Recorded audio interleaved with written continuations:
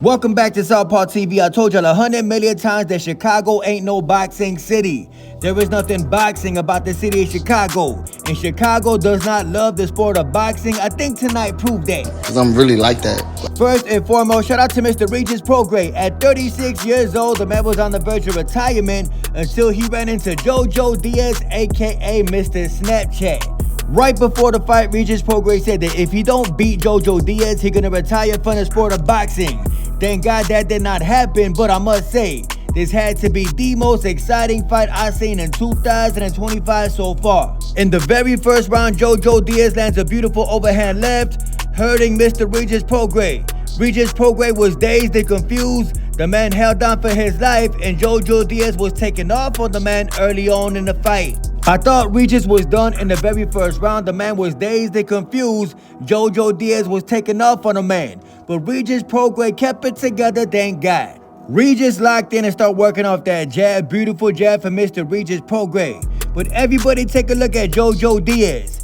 Tripping Regis Prograis to the ground. And what did the man do? The man hit Regis Prograis when Regis Prograis was already down. This should have been a disqualification. Why would you punch a man knowing damn well he is already on the canvas? This is not MMA. Jojo Diaz should have been disqualified at that very second. Typical Jojo Diaz, nothing but a cheater.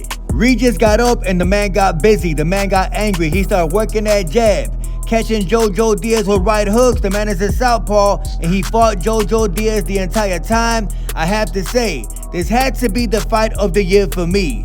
Non-stop toe-to-toe action from two southpaw fighters. I know Southpaw TV. I can't even lie to y'all. This was the fight of the night, possibly fight of the year. These two dudes came to fight. They did not take a backstep. I don't think they knew what a backstep was in this fight. Toe-to-toe action, non-stop from round number 1 to round number 10. Highly entertaining if you ask me. I can't even lie to y'all. Jojo Diaz showed a whole lot of heart. The man was bleeding the entire fight.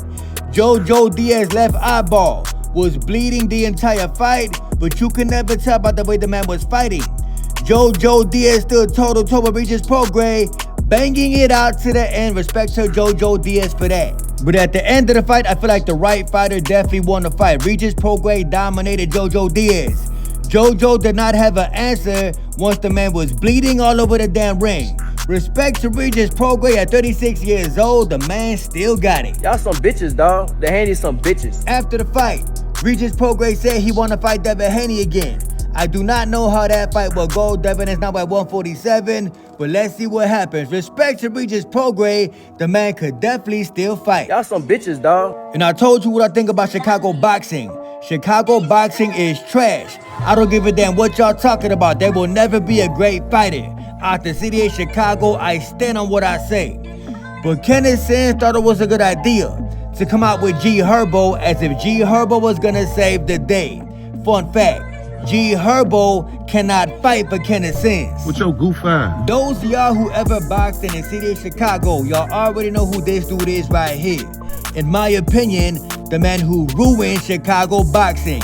Chicago boxing is garbage because it is dude right here. Respect to Mr. Oscar Dwarte. The man did not give a damn if Kenneth Sims was from Chicago. The man wanted to embarrass Kenneth Sims in his own city, and that's exactly what the man did. Kenneth Sims can't punch. Kenneth Sims got no power. Kenneth Sims is a horrible fighter. The man ain't nothing but a hype job. Respect to Oscar Dwarte for staying in Kenneth Sims' chest, not letting Kenneth Sims breathe in the fight. Oscar Dwarte fought the right fight. Stay in Kenneth Sims' face and beat the man's head in. You guys are some haters, bro. I can't even lie to you. Kenneth Sims did work good off the jab. But as soon as Oscar Dwarte closed the distance, Kenneth Sims did not have an answer. Kenneth Sims knows how to work off the jab, but that's pretty much it. If you close the gap on Kenneth Sims, the man does not know how to fight. Like I said, Kenneth Sims is a horrible fighter. Typical Chicago, Illinois fighter. Terrible if you ask me. You ain't even like that. Kenneth Sims, you were supposed to make a statement, bro. This was your big moment. On Golden Boy Promotions fighting in the city, and you lost every single round. You should be ashamed of your damn self.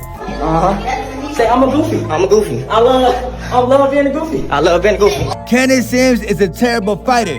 Typical Chicago, Illinois fighter. Ain't got no type of skill at all whatsoever. I know Southpaw TV. During the fight, Shakur Stevenson tweeted out, "Wow, commentary is out this world bad. They're not acknowledging what Kennith Sims is doing at all whatsoever." Ayo, Shakur Stevenson, Kennith Sims did not do a damn thing to Oscar Dwarte. I told y'all, 11 rounds to 1, Oscar Dwarte by unanimous decision. For the last time, Chicago might be known for many things. Crooked politics, crooked police, gangbanging, but boxing is not one of them. Chicago, Illinois, the worst boxing city in the United States of America. I stand on every single word I say. Kenneth Sims proved that. Horrible fighter. And those y'all in the city, y'all heard the rumor that Oscar De La Hoya was on the west side looking for an 8-ball. If you know, then you know. Oscar De La Hoya, aka Oscar De La 8-ball. I did get death threats. Regis Prograis went out with his girl in the city to go celebrate. Respect to Regis Prograis for that, showing hospitality to the city of Chicago. But right after that, Regis Prograis called out Devin Haney for a rematch. He said he want to fight Devin Haney next. Ryan Garcia or look for a belt at 140.